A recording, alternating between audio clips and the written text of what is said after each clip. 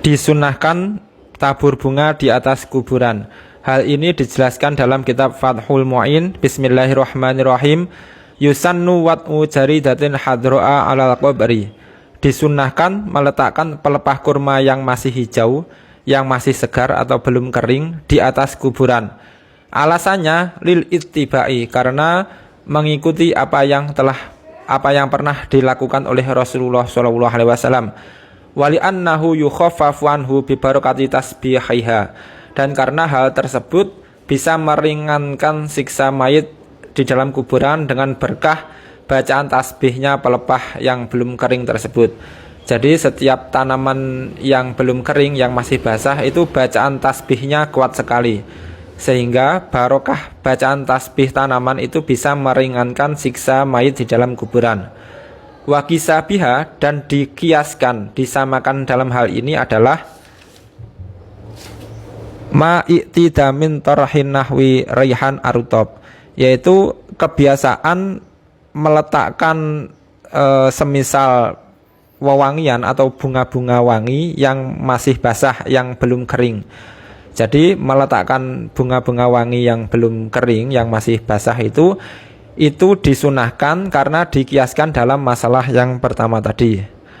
Wa yahrumu akhdhu syai'in minhuma ma lam yaibasa, dan diharamkan untuk mengambil kedua hal tersebut, yaitu mengambil pelepah kurma yang belum kering atau bunga-bunga yang masih wangi, yang masih segar, itu diharamkan diambil di atas kuburan selama belum kering. Itu diharamkan. Alasannya apa? Lima fi akhdhil ula min tafwiti hadhil mayyiti al-ma'tsuri anhu sallallahu alaihi wasallam. Karena dalam masalah pertama, dalam masalah meletakkan pelepah kurma, jika diambil itu bisa memutus bagian yang manfaat untuk mayit, yang mana hal tersebut tercantum dalam hadisnya Nabi Muhammad SAW. Di hadis Nabi disebutkan Rasulullah meletakkan pelepah kurma yang masih basah itu supaya meringankan siksa mayit. Nah, ketika pelepah kurma itu diambil, itu bisa memutus hak yang bermanfaat bagi mayit. Wa fi tsaniyati min tahfiti haqqil mayiti birtiyahil malaikati an-nazilina lidzalika. Dan dalam masalah yang kedua, dalam masalah mengambil bunga-bunga wangi yang belum kering, itu jika diambil itu bisa memutuskan hak mayit dengan sebab turunnya malaikat di situ. Nah, jadi ketika ada wewangian itu malaikat itu suka mendekat.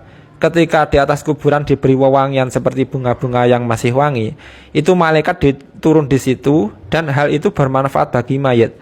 Ketika bunga tersebut diambil, maka Anda memutus hak mayit karena mayit tidak mendapatkan barokahnya malaikat, karena malaikat